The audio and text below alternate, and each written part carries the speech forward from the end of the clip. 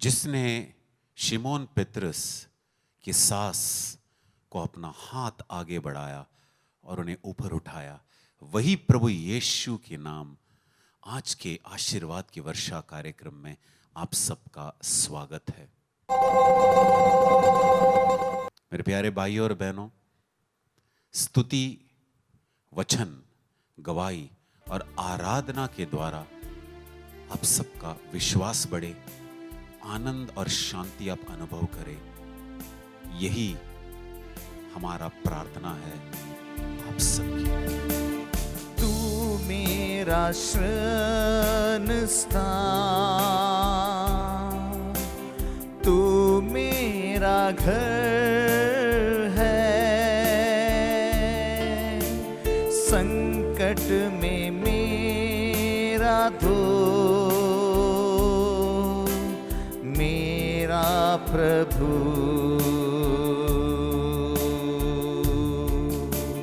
तू मेरा शरण स्थान,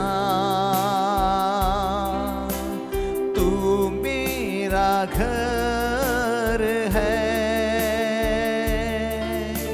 संकट में मेरा दोस्त,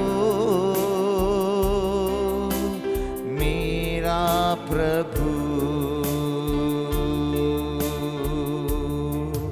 आराधना करूं मैं पूरे दिल से, मैं तुझे ढूंढूंगा संपूर्ण जीवन में, तेरी सेवा करूंगा मेरी सारी चीजों में, मैं हूँ यहाँ। आराधना करूं मैं पूरे दिल से, मैं तुझे ढूंढूंगा संपूर्ण जीवन में, तेरी सेवा करूंगा मेरी सारी चीजों में, मैं हूँ यहाँ।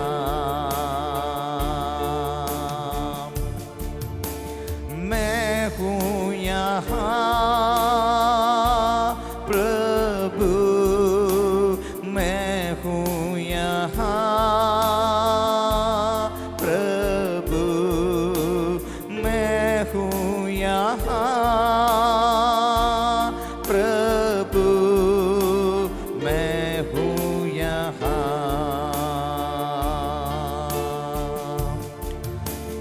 मैं हूँ यहाँ प्रभु, मैं हूँ यहाँ प्रभु, मैं हूँ यहाँ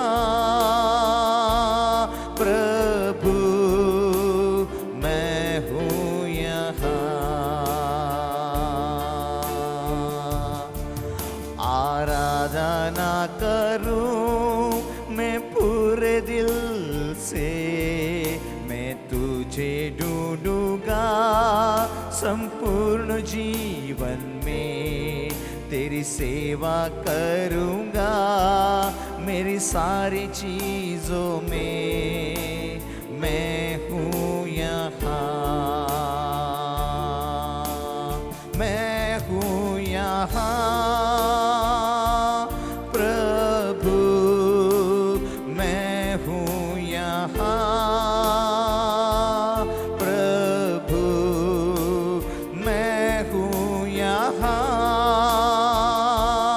प्रभु, मैं हूँ यहाँ।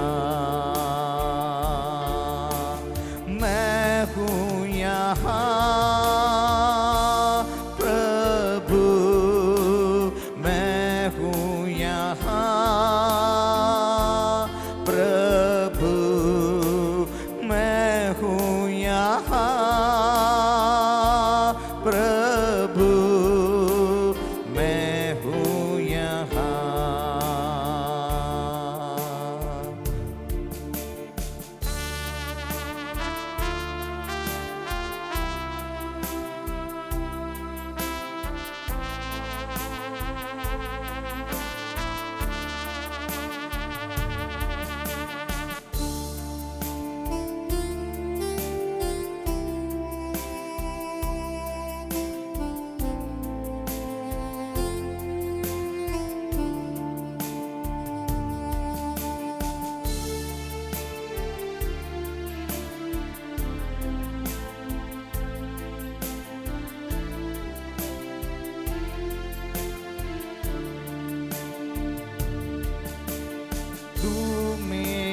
घर है,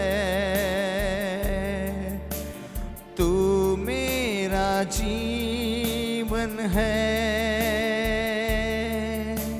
संकट में मेरा दोस्त मेरे प्रभु,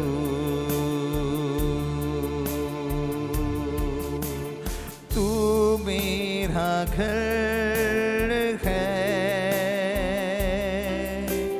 तू मेरा जीवन है। संकट में मेरा दोस्त मेरा प्रभु।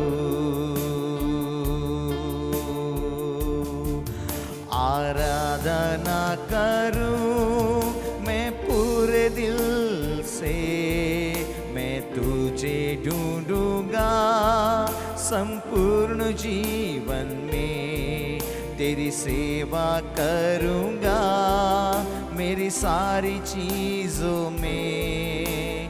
मैं हूँ यहाँ, मैं हूँ यहाँ प्रभु, मैं हूँ यहाँ प्रभु, मैं हूँ यहाँ प्रभु, मैं हूँ यहाँ।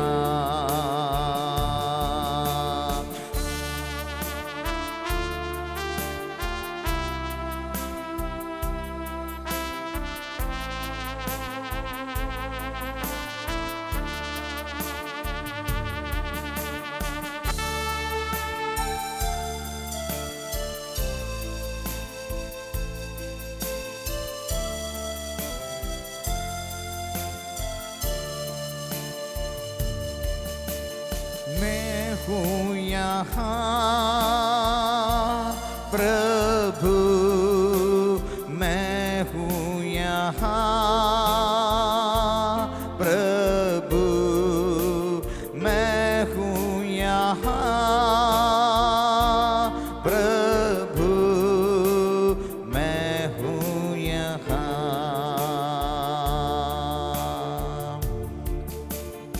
उद्धारक मेरा तू,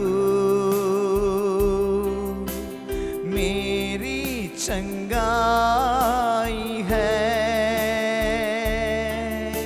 संकट में सामर्थ है मेरा प्रभु।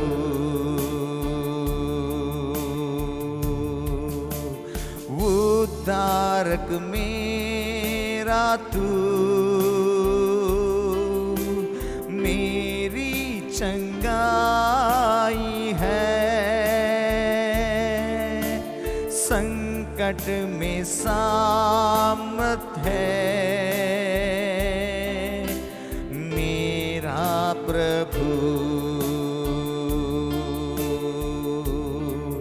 आराधना करूं मैं पूरे दिल से, मैं तुझे ढूंढूंगा संपूर्ण जीवन में। तेरी सेवा करूंगा मेरी सारी चीजों में। मैं हूँ यहाँ, आराधना करूं मैं पूरे दिल से, मैं तुझे ढूंढूंगा संपूर्ण जीवन में। तेरी सेवा करूंगा मेरी सारी चीजों में। मैं हूँ यहाँ, मैं हूँ यहाँ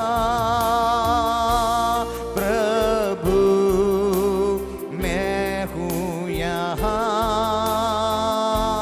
प्रभु, मैं हूँ यहाँ प्रभु, मैं हूँ यहाँ।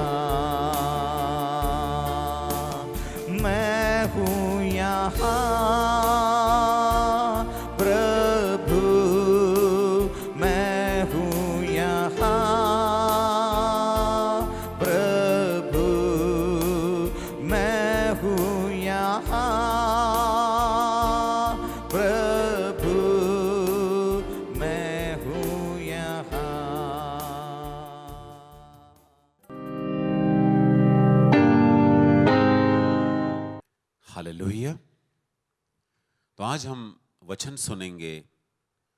संत पौल ने जो पहला पत्र लिखा था थिस्सलुनीकिया के लोगों को, अध्याय 5 और वचन 9 और 10।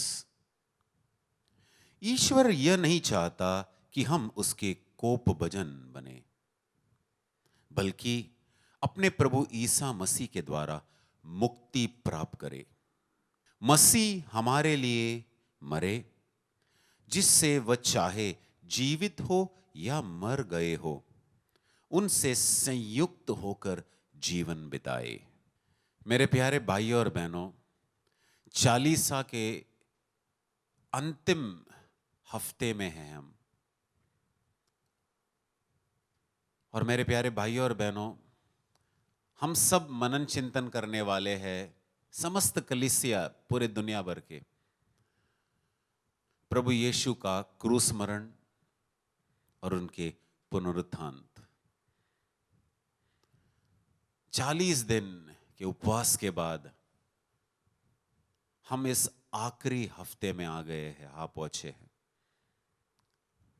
और मेरे प्यारे भाइयों और बहनों, आज के दिन हम मनन चिंतन करेंगे प्रभु यीशु मसीह का मरण। प्रभु यीशु हमारे लिए मरे। तो आपके पास तो कई सारे विचार होंगे इसके बारे में। प्रभु यीशु मेरे लिए मरे, प्रभु यीशु पापियों के लिए मरे, ताकि वो उन सबको मुक्ति दिलाए। हम प्रभु यीशु को हमारे उद्धारकर्ता के नाम से भी जानते हैं। वो हमारा उद्धारकर्ता है। प्रभु यीशु हमारे लिए लहू बहाए ताकि हम शैतान के जाल से मुक्त हो जाए। तो ऐसे कई सारे कारण हैं प्रभु यीशु क्रूस पर क्यों मरे, और उसमें से सबसे पहला कारण है हमें हमारे पापों से मुक्ति दिलाने के लिए। लेकिन आज हम आगे बढ़ेंगे, आगे ये सोचेंगे, क्या इतना ही है? पापों से मुक्ति मिल गया, क्या इतना ही है? तो आज समझो मैं 20 साल का हूं और मुझे पापों से मुक्ति मिला है, और मुझे और 60-70 साल और जीना है, तो मेरा आगे का जीवन भी कुछ होगा, है कि नहीं? तो प्रभु यीशु मेरे लिए मरे, उससे मेरे आगे के जीवन में किस तरह का प्रभाव होगा, मेरे आगे के आने वाले जीवन में कैसे जीऊंगा। मुक्ति दाता है, उन्होंने हमें शैतान के हाथों से खरीदा है, लहू बहाया है। ये तो सब बहुत बड़ा कारण है, और मैं नहीं समझता कि मुक्तिदाता से बड़ा कारण और भी कुछ हो सकता है। लेकिन मेरे प्यारे भाइयों और बहनों, ये जो अंतिम हफ्ता है, इसमें हम मनन चिंतन करेंगे। सबसे बड़ी बात, मसीह हमारे लिए मरे, जिससे वह चाहे जीवित हो या मर गए हो। इसका मतलब यह भी है कि प्रभु यीशु आने वाले हैं, और तब अगर हम जीवित हो या मर गए हो तो होना क्या है? उनसे संयुक्त होकर जीवन बिताए। इसलिए मैंने बताया, अगर हम 20 साल के होंगे अभी, और आगे हमारे सामने 60 साल और है, 70 साल और है, तो प्रभु यीशु मेरे लिए मरे, इस बात से मुझे क्या फर्क होगा, मेरे जीवन में क्या फर्क होगा, क्या बदलाव लाएंगे? मुक्तिदाता है, ये तो गैर विश्वासियों को भी पता है कि प्रभु यीशु क्रूस पर मरे दुनिया के सारे पापियों के लिए, लेकिन उनका समझ वहां तक है। हम जो विश्वासी है, हमारे लिए हम आगे जाएंगे। प्रभु यीशु मेरे लिए क्रूस पर मरे, वो मेरे मुक्तिदाता है, मेरे पापों के लिए मरे, बहुत अच्छा। लेकिन इसका प्रतिक्रिया या रिस्पॉन्स क्या होगा अगर वो मेरे लिए क्रूस पर मरे, गुड फ्राइडे के दिन क्रूस पर मरे? कई लोगों को यह नहीं पता कि अगर कोई व्यक्ति क्रूस पर मरता है, इतना दुख सहता है, ये अच्छा गुड फ्राइडे, अंग्रेजी में कहते हैं गुड फ्राइडे, ये जो शुक्रवार है इसे गुड फ्राइडे या पवित्र शुक्रवार क्यों कहा जाता है, क्यों कहा जाता है? अंग्रेजी में ये जो शब्द है, मेरे कई सारे अविश्वासी जो मित्र है वो मुझसे आकर उन्होंने मुझे ऐसे शेक हैंड भी किया है, हैप्पी गुड फ्राइडे। तो वो जानते नहीं कि गुड फ्राइडे क्या है, बस उन्हें यही पता है कि प्रभु यीशु दुनिया के सारे पापियों के लिए क्रूस पर मरे, इतना ही है। तो उसके आगे वो कुछ नहीं जानते। और हम में से कई सारे विश्वासी भी ऐसे हैं कि गुड फ्राइडे आया, गुड फ्राइडे गया, हर साल गुड फ्राइडे आते हैं, लेकिन हम में कोई बदलाव नहीं होता। हां, उस दिन हम कुछ भावुक हो जाते हैं, उपवास लेते हैं, घर में कोई गाना वगैरह कुछ नहीं बजाते, ऐसा लगता है कि मानो कि हमारे परिवार में किसी का मृत्यु हुआ है। लेकिन ये सब तो बाहर का है, उससे बढ़कर भी कुछ है क्या? बिल्कुल। तो यहां पर वचन में स्पष्ट रूप से दिया गया है, मसीह हमारे लिए मरे, क्यों? ताकि हम उनसे संयुक्त होकर जीवन बिताए, उनसे एक होकर जीवन बिताए। अगर आज मैं 20 साल का हूं तो 20 साल के पहले मेरा जीवन कैसा था? मैं पाप में डूबा हुआ था, पाप का दास था, पाप मुझ पर राज कर रहा था। तो आगे का मेरा जीवन कैसा होना चाहिए?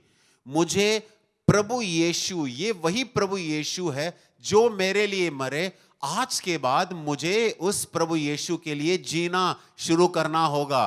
और वो कैसे? मेरे अंदर तो कोई शक्ति नहीं है कि मैं उनके लिए जी सकता हूं, मुझे उनके साथ संयुक्त होकर, एक होकर जीना पड़ेगा।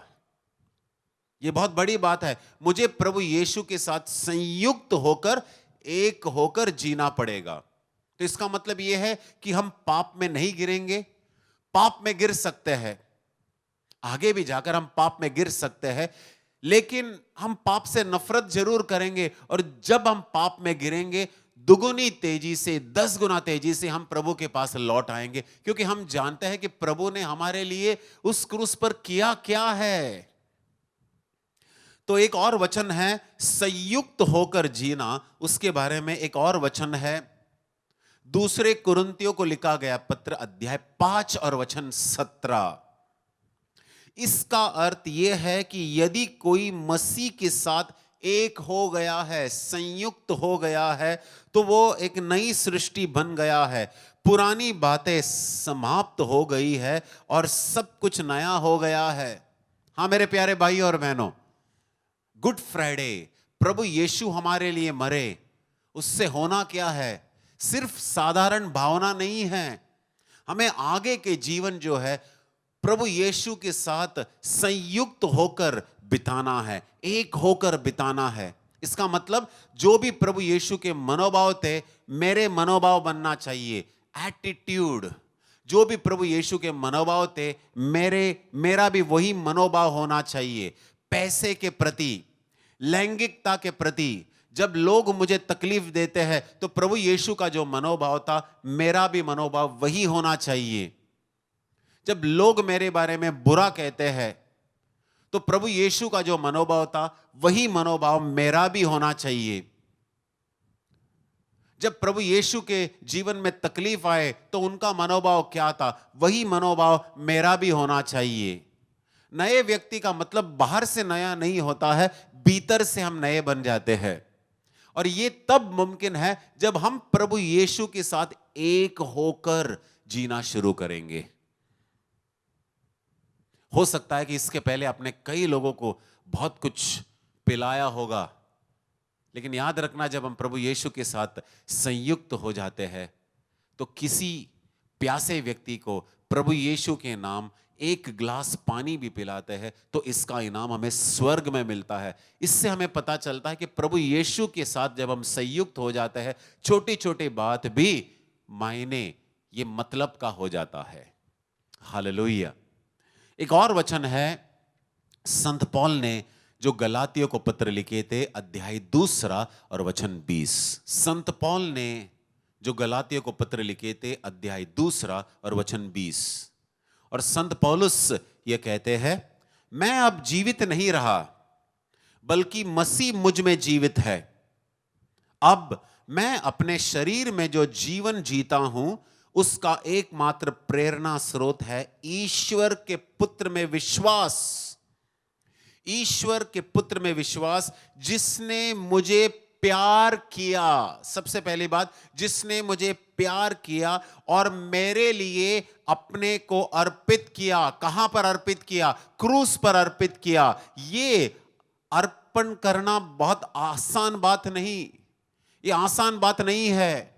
वेदना सहना पड़ा उसे, दर्द सहना पड़ा, लोग उनके मुंह पर तोके, पूरे रात भर उसे मारता मारता मारता ही चला गया। वजनदार क्रूस उठाए, उनके हाथ और दोनों हाथ और पैरों पर कीले टोके गए, शरीर पूरे घाव से भरे हुए थे। वो सब उन्होंने आपके लिए और मेरे लिए किया। अगर वो आपके लिए और मेरे लिए मरे, आपके लिए और मेरे लिए मेरे खातिर मरे, तो हमें भी हमारा प्रतिक्रिया क्या होना चाहिए? इस गुड फ्राइडे, आने वाले कुछ ही दिनों में हम गुड फ्राइडे में प्रवेश करने वाले हैं। इस गुड फ्राइडे क्या वैसा ही होगा कि जो पहला था? अभी भी हम इस गुड फ्राइडे को मना रहे हैं? बिल्कुल नहीं। सिर्फ भावनाओं का खेल नहीं है, दृढ़ निर्णय लेना है। ये वही प्रभु यीशु है जो मेरे पापों के लिए मरे। अब आगे का मेरा जो जीवन है, मैं प्रभु यीशु के लिए जीऊंगा। आसान नहीं है, लेकिन ये सच है। आज के बाद मैं प्रभु यीशु के लिए जीऊंगा, उसके साथ संयुक्त होकर जीऊंगा। ये वही प्रभु यीशु है जो मुझ में निवास करता है। इसलिए संत पौलुस ने कहा है, मैं अब जीवित नहीं रहा बल्कि मसीह मुझ में जीवित है।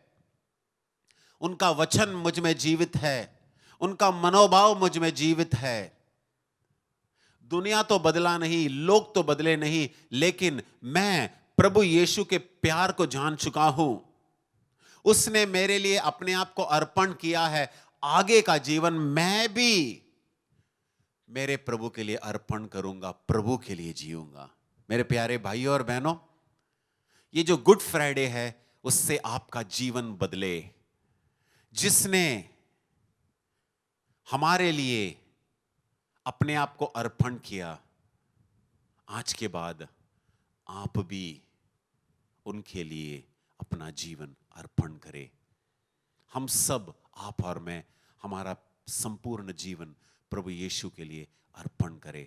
तब ये गुड फ्राइडे का एक मतलब निकल आएगा, अच्छा मतलब निकल आएगा। नहीं तो बस भावनाओं में, रीति रिवाज में चले जाएंगे। एक गुड फ्राइडे आया, अगला साल भी गुड फ्राइडे आएगा और हम में कोई बदलाव नहीं होगा। इस गुड फ्राइडे से हम में ये बदलाव हो कि हम हमारा पूरा जीवन प्रभु यीशु के चरणों में अर्पण करें, समर्पण करें और उनके लिए जिए जो मेरे लिए मरे।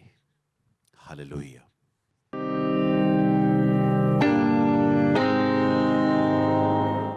जय यीशु। मेरा नाम मेघा क्रिकेटा है और मैं छत्तीसगढ़ अंबिकापुर से हूँ। डिवाइन रिट्रीट सेंटर में ये मेरा फर्स्ट टाइम है।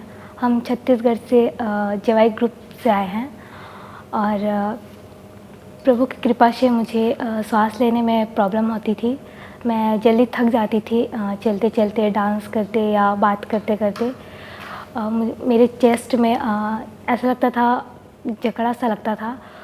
वो ईश्वर की कृपा से कहीं ना कहीं वो ठीक हो गया है और अभी ऐसा लग रहा है कि मुझे ज़्यादा ज़ोर नहीं डालना पड़ रहा है अपने सांस लेने में। और थैंक यू।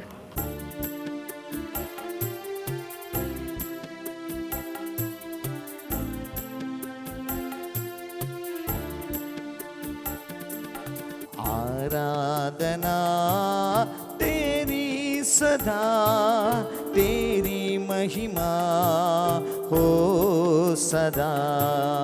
आराधना तेरी सदा, तेरी महिमा हो सदा। आराधना तेरी सदा तेरी महिमा हो सदा आराधना आराधना आराधना आराधना आराधना आराधना आराधना आराधना आराधना तेरी सदा तेरी महिमा हो सदा आराधना तेरी सदा तेरी महिमा हो सदा आराधना आराधना आराधना आराधना आराधना आराधना आराधना आराधना। हम पहले वचन सुनेंगे संत मार्कुस के सुसमाचार अध्याय 1 वचन 29 से लेकर 34। संत मार्कुस का सुसमाचार अध्याय 1 वचन 29 से लेकर 34। वे सभागृह से निकलकर याकूब और योहन के साथ सीधे सीमोन और अंद्रेयस के घर गए। सीमोन की सास बुखार में पड़ी हुई थी। लोगों ने तुरंत उसके विषय में उन्हें बताया। ईसा उसके पास आए और उन्होंने हाथ पकड़कर उसे उठाया। उसका बुखार जाता रहा और वह उन लोगों के सेवा सत्कार में लग गई। संध्या समय सूरज डूबने के बाद लोग सभी रोगियों और अबदूतग्रस्तों को उनके पास ले आए। सारा नगर द्वार पर एकत्र हो गया। ईसा ने नाना प्रकार की बीमारियों से पीड़ित बहुत से रोगियों को चंगा किया और बहुत से अपदूतों को निकाला। वे अपदूतों को बोलने से रोकते थे क्योंकि वे जानते थे कि वह कौन है। Hallelujah, hallelujah. तो यहां पर हमने शुरुआत किया शिमोन पेत्रस के घर से लेकर और आगे देखते हैं अपदूतों के पास तक हम पहुंचते हैं।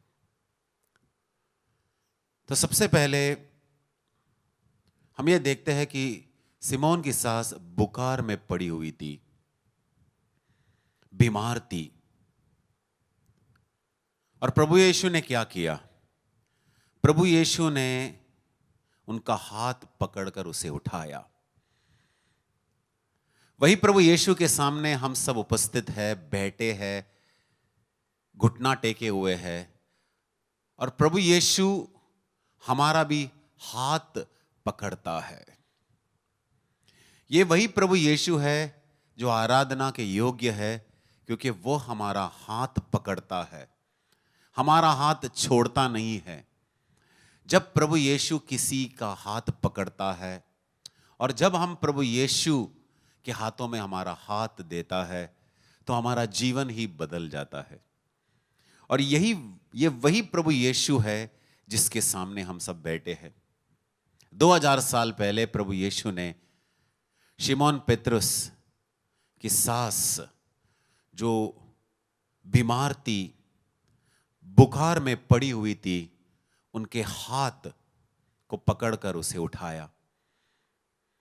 हो सकता है आज हम भी अलग अलग तरह से बीमार है। आत्मिक बीमारी, मानसिक बीमारी, शारीरिक बीमारी। बीमारी तो बीमारी ही है। आत्मिक बीमारी के कारण हम ईश्वर के करीब नहीं आ पाते, प्रभु यीशु के करीब नहीं आ पाते। कहीं ना कहीं पाप का बोध खटक रहा है। लेकिन मेरे प्यारे भाइयों और बहनों, ये वही प्रभु यीशु है जो पापियों को नकारता नहीं है, बल्कि हाथ देता है और पकड़ता है।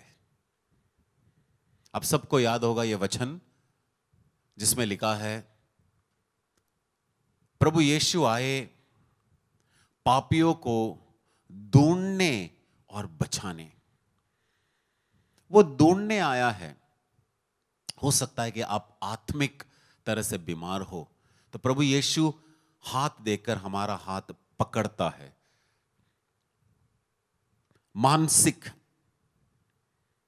मानसिक तरह से आप बीमार हो सकते हैं। चिंता में है, उदासी, आत्महत्या करने जैसा भी लगता है, डर में है, हीनता की भावना है, तो प्रभु यीशु आज आपको इस वेदी से हाथ दे रहा है और आपका हाथ पकड़ रहा है। आपको एक ही काम करना है, विश्वास में प्रभु यीशु का हाथ आपको थामना है, छोड़ना नहीं है। ये वही हाथ है जो हमें चंगा करता है, ये वही हाथ है जो हमें आशीष देता है, ये वही दाहिना हाथ है जो हमें स्पर्श करता है। हाँ मेरे प्यारे भाइयों और बहनों, और आखिर में हो सकता है कि आप शारीरिक रूप से भी बीमार हो, तो प्रभु यीशु आपको आपका हाथ दे रहा है और आपको स्पर्श कर रहा है। आपको विश्वास करना है।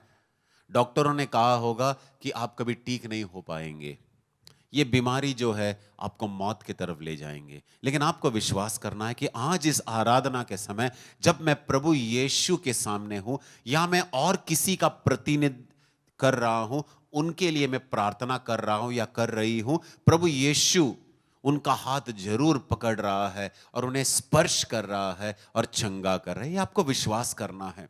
याद रखना, प्रभु यीशु के लिए कैंसर, एड्स, कोई भी रोग, हृदय रोग, ये कोई भी रोग काफी मामूली सी बात है। जब प्रभु यीशु हाथ देता है उसका मतलब है वो हमें चंगा करना चाहता है। यहां पर प्रभु यीशु ने क्या किया? प्रभु यीशु ने उनका हाथ पकड़कर उन्हें उठाया। आप जिस अवस्था में हो, आत्मिक बीमारी, मानसिक बीमारी, शारीरिक बीमारी, और पूरे तरह से आप गिर गए हो, प्रभु यीशु आपको उनका हाथ दे रहा है और आपको उठा रहा है। वही प्रभु यीशु की हम आराधना करते हैं। और मेरे प्यारे भाइयों और बहनों, लोग भीड़ के ऊपर भीड़ प्रभु यीशु के पास आते थे, और अंत में हम देखते हैं कि ईसा ने नाना प्रकार की बीमारियों से पीड़ित बहुत से रोगियों को चंगा किया और बहुत से अपदूतों को निकाला। मेरे प्यारे भाइयों और बहनों, और आगे क्या दिया है? वे अपदूतों को बोलने से रोकते थे क्योंकि वे जानते थे कि वो कौन है। यहां हम पढ़ते हैं कि अपदूत जानते थे, दुष्ट आत्मा जानते थे कि यीशु कौन है, लेकिन आज कई सारे विश्वासी भूल गए हैं कि यीशु कौन है। बस यीशु का नाम सुनते ही अपदूत, दुष्ट आत्मा जो है उनके घुटने टेकते हैं, ऐसे वचन में लिखा है, और ये सच है। और उसी यीशु के सामने हम सब अपना घुटना टेके हुए हैं। जब हम प्रभु यीशु के सामने अपना घुटना टेकते हैं, उनकी आराधना करते हैं, याद रखना है समस्त जो है स्वर्गदूत, संत जो है, वे सब हमारे साथ उपस्थित होते हैं और प्रभु यीशु के सामने घुटना टेकते हैं।